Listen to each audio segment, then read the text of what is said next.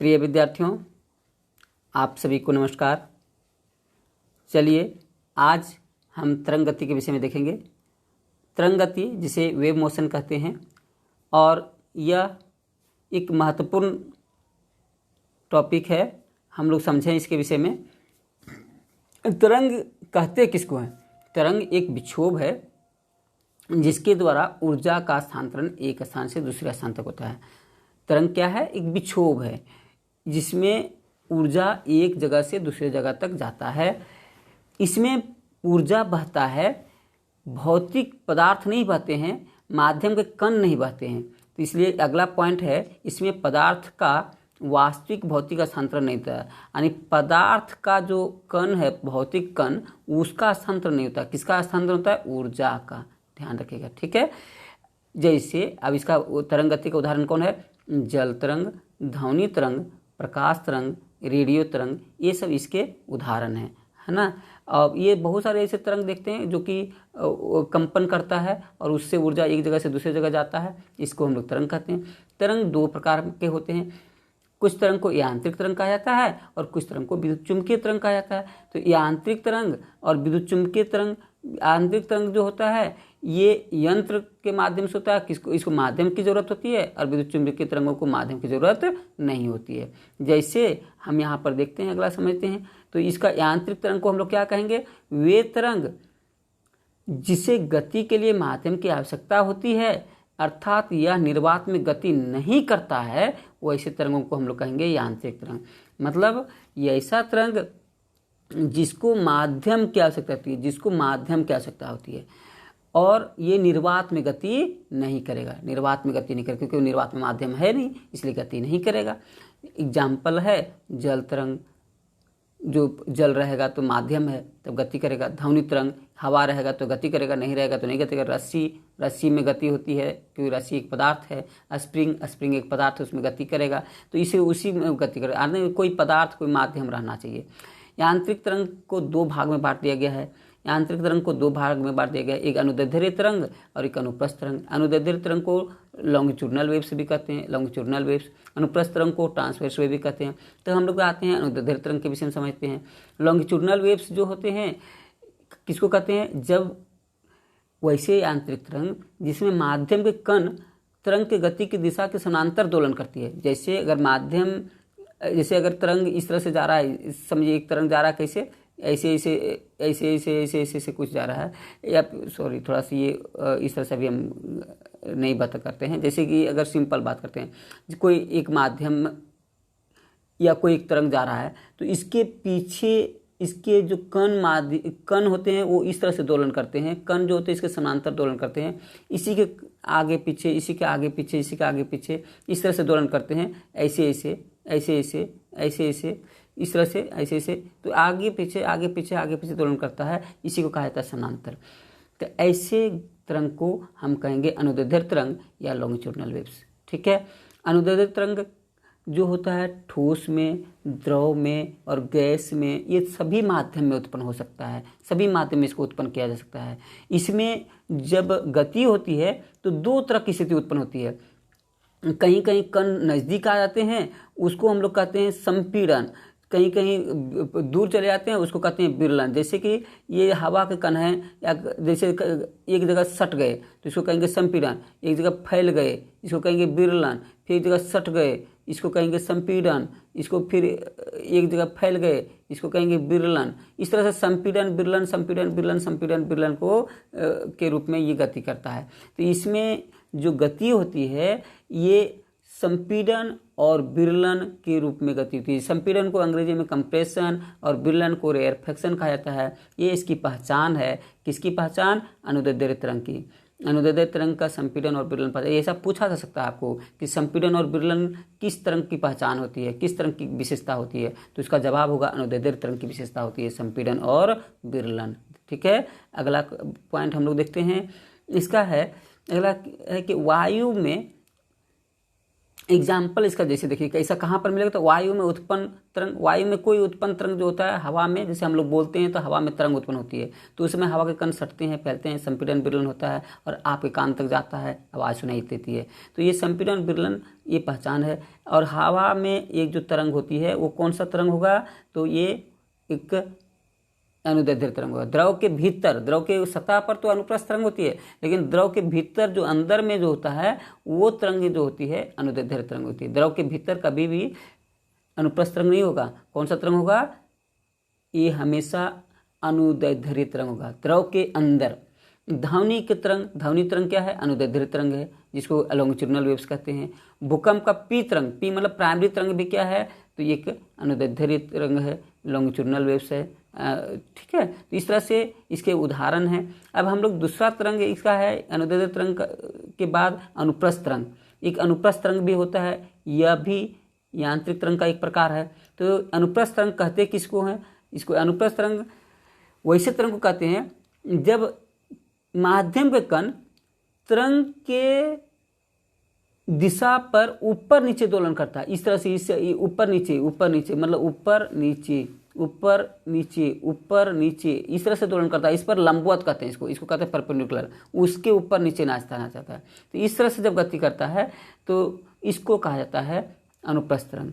अब अनुप्रस्थ तरंग को हम लोग बोलेंगे जब माध्यम के कण तरंग चलने की दिशा में लंबवत कंपन करते हैं तो उसे अनुप्रस्थ तरंग कहेंगे। यह केवल ठोस में उत्पन्न होता है। ये इंपॉर्टेंट पॉइंट है, आपको याद रखना है कि ये कहाँ उत्पन्न होता है, ठोस में उत्पन्न होता है। ये द्रव में उत्पन्न नहीं होता है, गैस में उत्पन्न नहीं होता है। अब ये कहेंगे कि द्रव में उत्पन्न होता है, तो जो जल का जो तरंग होता है वो एक अनुप्रस्थ तरंग है, लेकिन जल के सतह पर ये उत्पन्न होता है, लेकिन जल के भीतर उत्पन्न नहीं होता है, ध्यान रखिएगा। तो सतह पर ये पृष्ठ तनाव के कारण एक ठोस की तरह व्यवहार करता है, इसलिए इसके सतह पर तो उत्पन्न होता है अनुप्रस्थ तरंग, लेकिन कभी भी भीतर में उत्पन्न नहीं होता है। ओके, यह श्रृंग तथा गर्त के रूप में गति करता है, इसको ध्यान रखिएगा।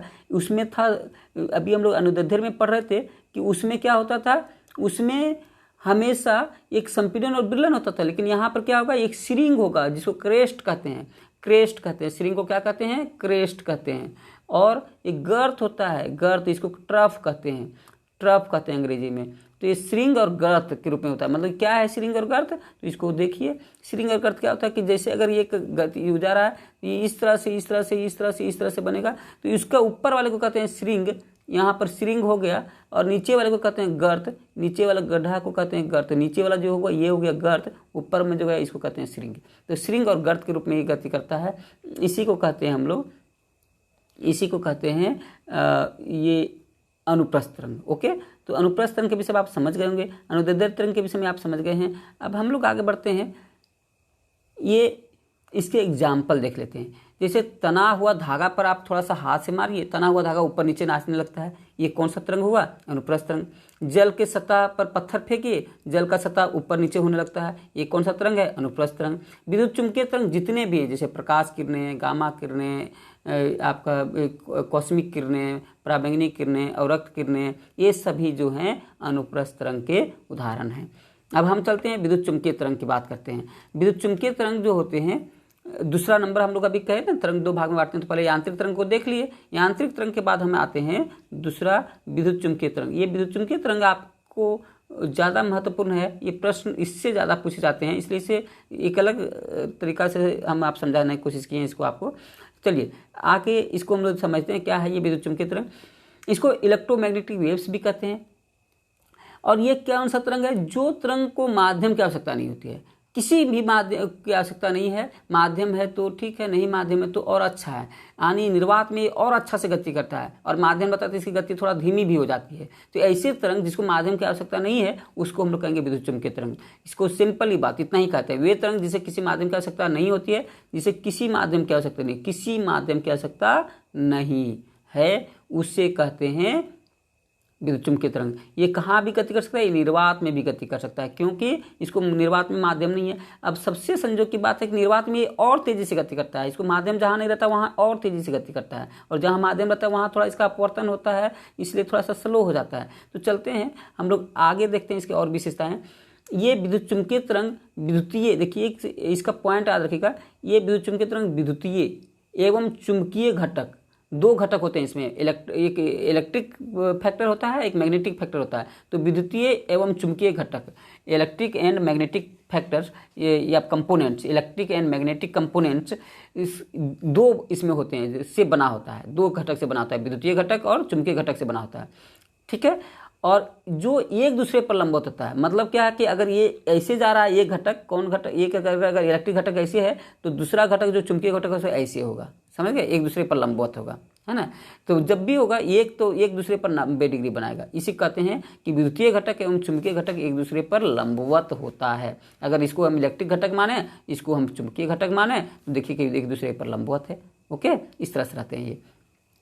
चलिए अगला है कि सभी विद्युत चुम्बकीय तरंग निर्वात में कितना गति रहता है, ये प्रकाश के वेग के बराबर वेग रखता है, 3 × 10⁸ मीटर पर सेकंड। सभी विद्युत चुम्बकीय तरंग निर्वात में 3 × 10⁸ मीटर पर सेकंड की वेग से गति करता है निर्वात में, लेकिन अलग अलग माध्यम में इसका वेग अलग अलग हो जाएगा, लेकिन निर्वात में सबका वेग अलग अलग नहीं रहेगा, सबका वेग एक जैसा रहेगा। ओके, अब हम इसको कुछ देखते हैं उदाहरण। विद्युत चुम्बकीय तरंग कौन कौन है, इसके क्या क्या उपयोग है, ये आपसे प्रश्न में पूछा जाता है, तो हम उसको चलते हैं और देखते हैं कि कौन कौन सा विद्युत चुम्बकीय तरंग है जो कि पूछे जाते हैं।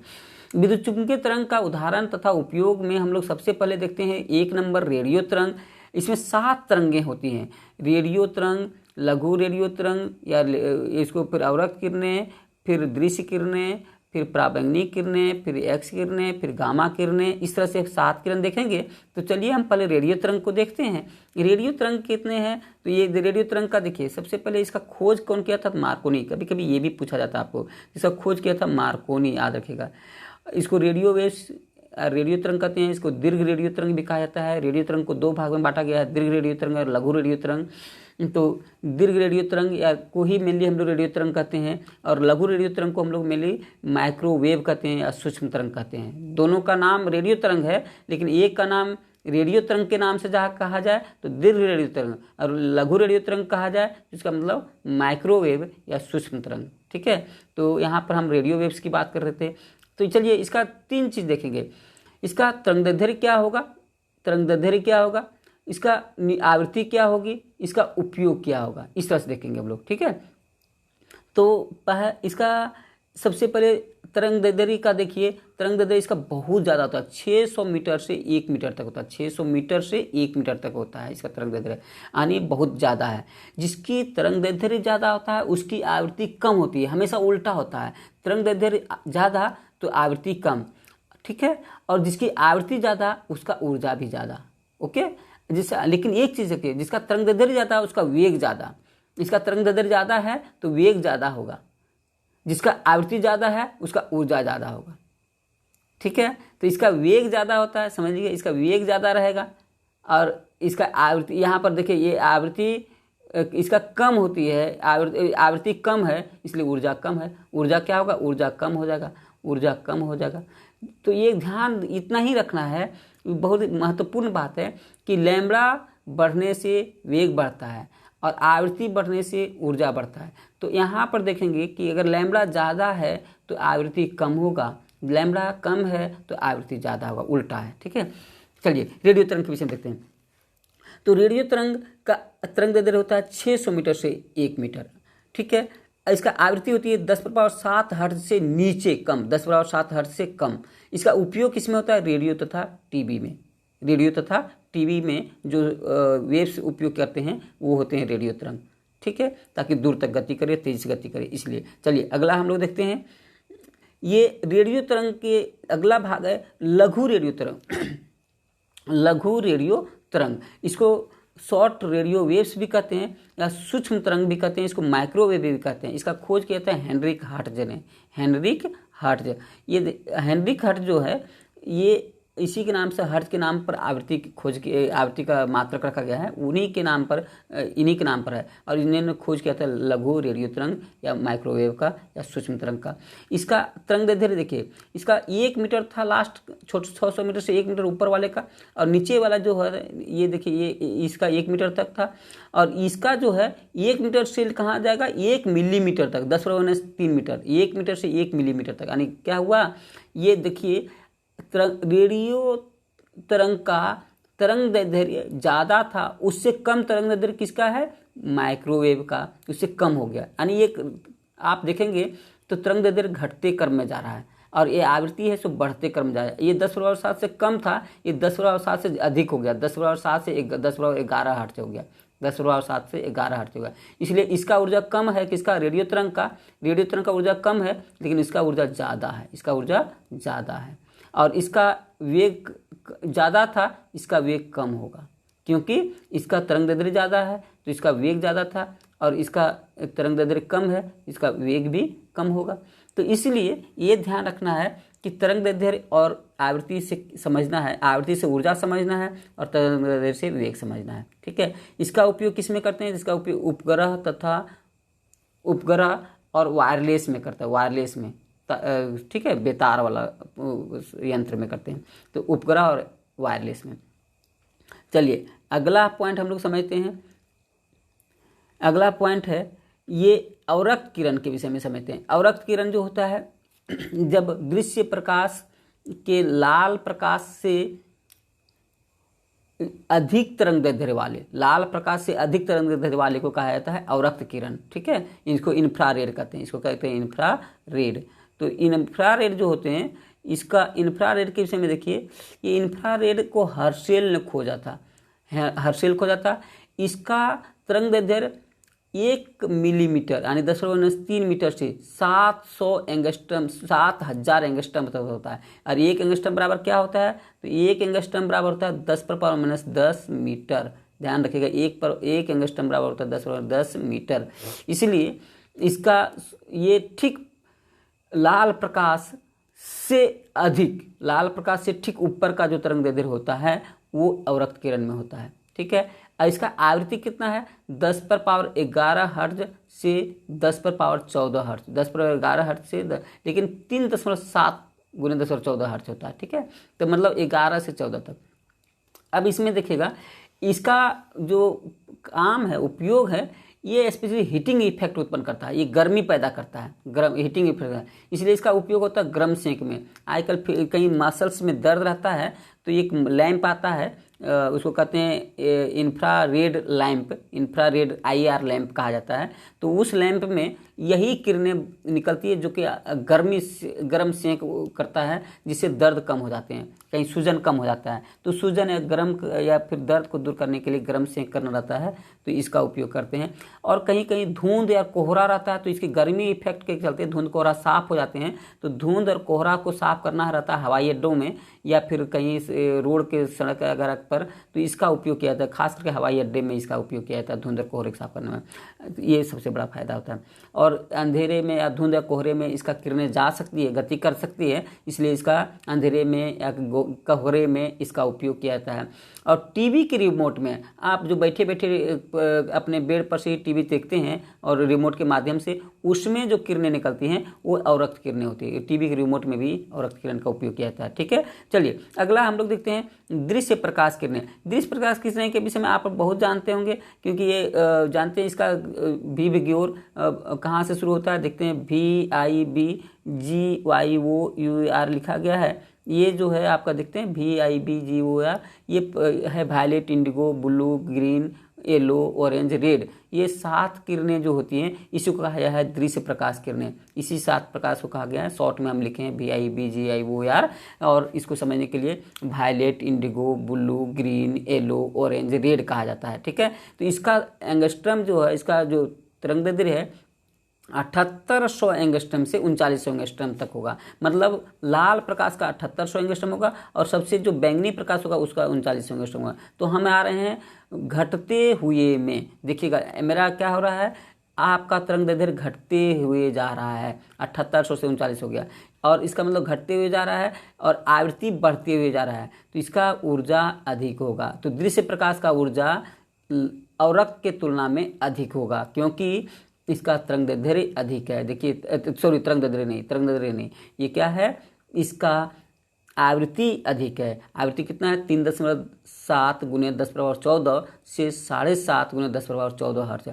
तो ये आवृत्ति बढ़ गई, लेकिन यहाँ पर देखिए इसका दृश्य प्रकाश का तरंग दैर्ध्य घट गया, इसलिए घट गया तो इसका वेग उसके तुलना में कम होगा और कम दूर तक गति करेगा दृश्य प्रकाश, जबकि इंफ्रारेड दूर तक गति करेगा। इसलिए हम लोग उसको रिमोट में उपयोग कर सकते हैं, लेकिन दृश्य प्रकाश के रिमोट में उपयोग नहीं कर सकते हैं क्योंकि ये दूर तक गति नहीं करता है।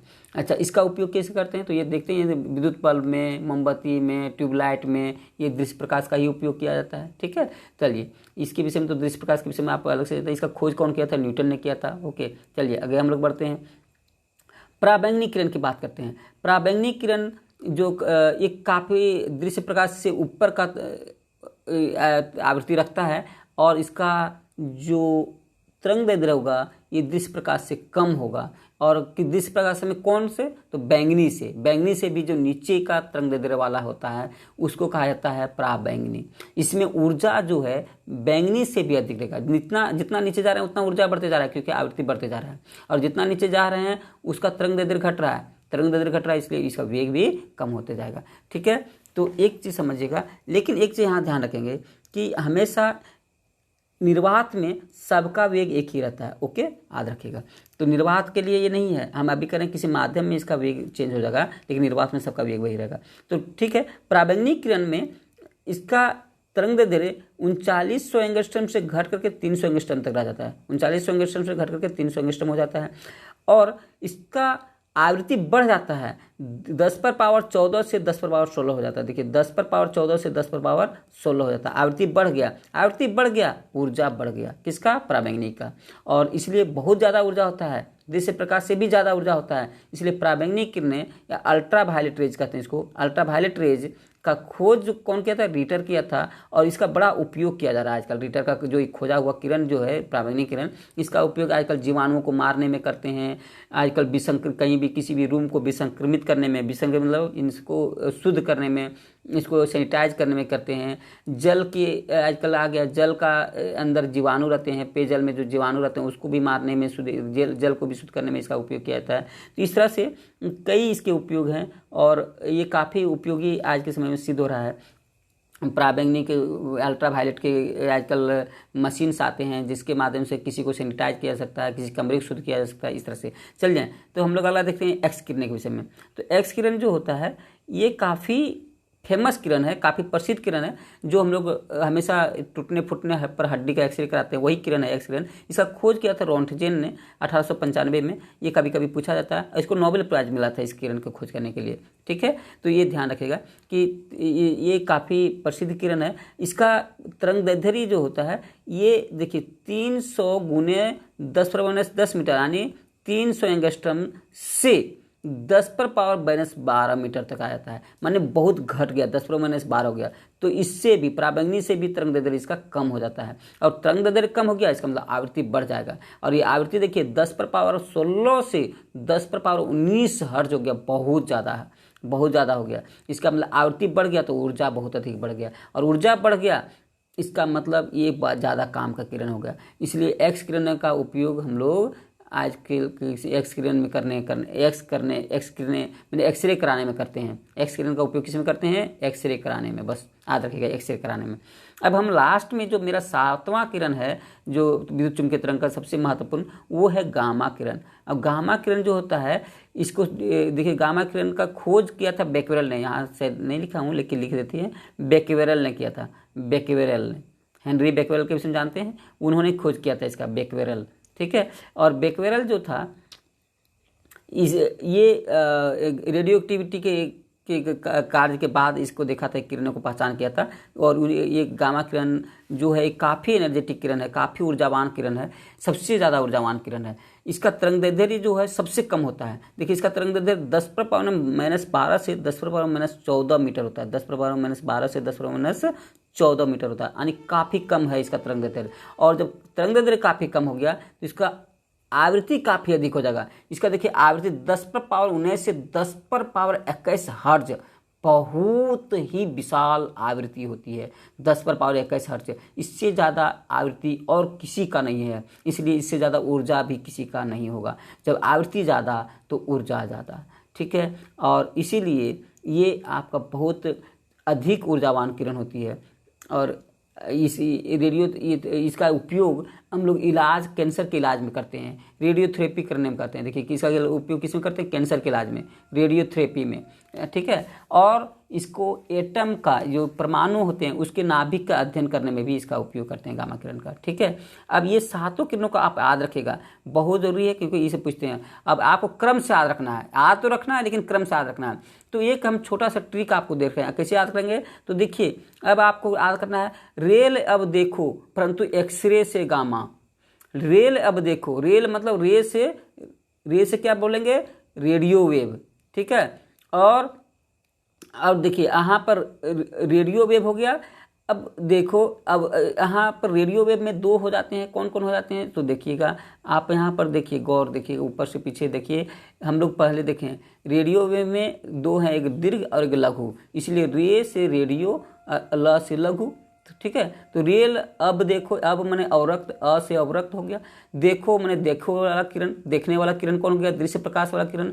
देखो अब देखो, परंतु मैंने प्राबैंगनी, प से प्राबैंगनी, एक्स किरण से गामा, एक्स किरण से गामा, ठीक है। तो क्रम से याद हो जाएगा। रेल अब देखो, हमने रेल को अब देखना है, आपकी नौकरी होने वाली है, तो रेल अब देख सकते हैं आप। तो रेल अब देखो, मान कर चलिए रेल अब देखो, परंतु किससे देखना पड़ेगा, अभी से एक्स किरण से देखो, रे गामा, गामा आपका नाम है ना। तो आप समझिए रेल अब देखो परंतु एक्स रे से गामा। तो आपको एक क्रम से याद रहेगा कि रे से रेडियो, ल से लघु, य से अवरक्त, देखो से दृश्य, प्र से प्राबैंगनी, एक्स से एक्सरे और गामा से गामा। ये सभी किरणें क्रम से याद हो जाएगा। तो ये कैसे सजाया गया है, तो इधर से आप जब जाएंगे तो ये किरणें, ध्यान रखिएगा, ये किरण इधर से जब रे से चल रहे हैं तो इधर से तरंग दैर्ध्य घटते जा रहा है और ऊर्जा बढ़ते जा रहा है, ऊर्जा बढ़ रहा है, ऊर्जा बढ़ रहा है, और तरंग दैर्ध्य घट रहा है। तरंग दैर्ध्य किधर बढ़ेगा, इधर से इधर जाएंगे तो तरंग दैर्ध्य बढ़ेगा, लैम्बडा बढ़ेगा,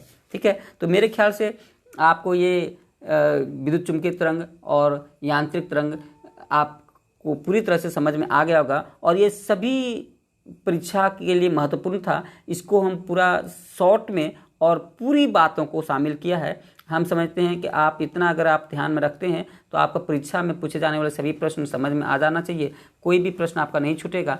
आप इसे एक दो बार रिवाइज करके देख सकते हैं और समझ सकते हैं। साथ में इसका PDF भी आप चाहें तो लोड कर सकते हैं, डाउनलोड कर सकते हैं, नोट्स बना सकते हैं। इसको हम शॉर्ट नोट्स के रूप में तैयार करके आपको दिए हैं और इसका लिंक आपको दे दिया जाएगा PDF डाउनलोड करने के लिए। आप लोग चाहें इसे डाउनलोड कर लीजिएगा, इसको नोट्स बना लीजिएगा।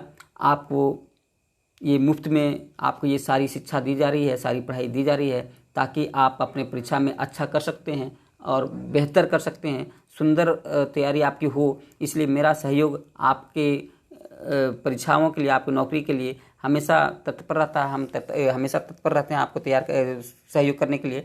तो चलिए, मैं समझता हूँ कि आपको काफ़ी लाभ हुआ होगा और ये पसंद आया होगा वीडियो, तो आप लाइक्स, शेयर और सब्सक्राइब अवश्य कीजिएगा। थैंक यू, धन्यवाद आपको वॉच करने के लिए। Thank you.